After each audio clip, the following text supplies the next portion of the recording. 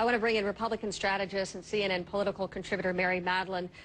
Mary, what do you make of this? We've been getting a lot of different feedback from Republicans, some who are scratching their heads, others who say this is going to damage the party, and there are others who are a little bit more open-minded about what this means for her chances in 2012. Well, I think it's really brilliant with two caveats. One being that there's nothing else. There's not, all of the Sanford fiasco, there's nothing else that we don't know. If all that's there is what we see right now, it's brilliant. And secondly, that she has a plan, or people have a plan, to put up with the conventional wisdom, chatterati, and the political class saying how stupid it is, because it's brilliant on the substance. There's the key economic issue. I know everyone thinks it's healthcare, but it's really energy, and she's the queen of energy.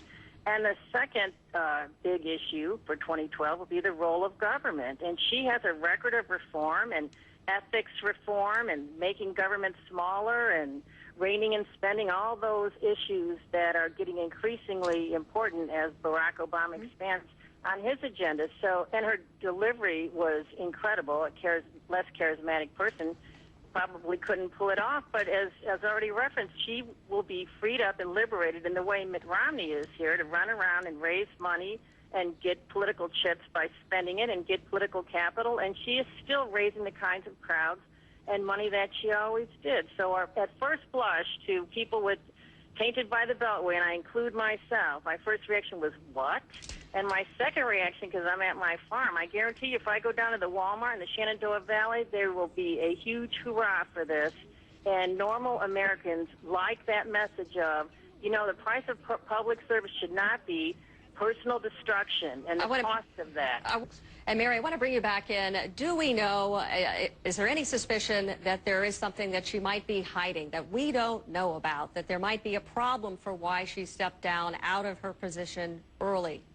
You know, we don't know, but one has to presume that, and this is how she brilliantly raised this, that these, you know, hordes, these killing locust hordes of Oppo researchers have come in there and dug through everything, and what we would presume that if there was anything else, we would know it by now. But I just, the more I think about this, the better I think it is. And she addressed the issue of why she's stepping down quite well by delineating the record.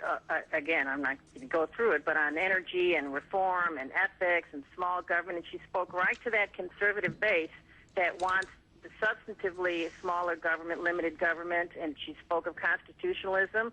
I mean, if I were these other candidates, yeah, I'd be sending out negatives on her already. But she's taken, unlike those candidates or potential candidates that are still in office, she takes that big target off her back with a good record to launch from. Now, that presumes she's going to use this time wisely, not just getting political chips, but, you know, getting deeper, taking a deeper dive on foreign policy and the whole panoply of issues that you have to be expected to.